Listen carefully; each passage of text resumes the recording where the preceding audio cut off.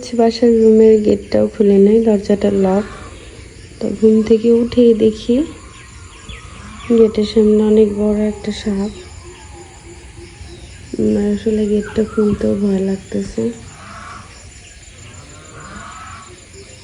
এই যে সাপ, জানি না এখানে সাপটা কেন আসছে এত সকালবেলা, তবে আমার কাছে বেশ রহস্যজনক মনে হচ্ছে। হয়তো বা প্রকৃতি এই সাপটা দরজায় পাঠিয়েছে। এই পৃথিবীতে নাকি কোনো কিছুই কারণ ছাড়া হয় না, হয়তো এটার পিছনেও অনেক বড় কারণ আছে। সাপ এরকম দরজার সামনে দাঁড়িয়ে আছে, দরজাটা পেঁচে একদম ধরে রাখছে। কি ভয়ঙ্কর ব্যাপার,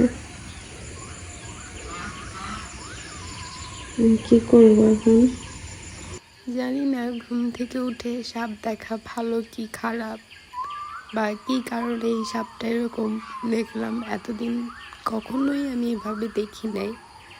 আর সাপটা গেটের সামনে এমনভাবে পেঁচিয়েছিল, এর আগে আমি আর কখনোই দেখি নাই। মনে হচ্ছিল যে ও আমাকে আজকে কিছুতেই গেট খুলতে দিবে না, বাট প্রকৃতির নিয়মে তো গেট খুলতে হবে।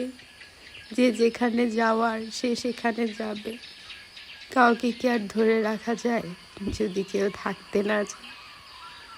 যাই হোক, এরকম সাপ গেটের সামনে দেখা ভালো কি খারাপ কেউ যদি জানেন অবশ্যই জানাবেন কমেন্টস করে। আমার কাছে তো এই ঘটনাটা অনেক রহস্যজনক মনে হচ্ছে।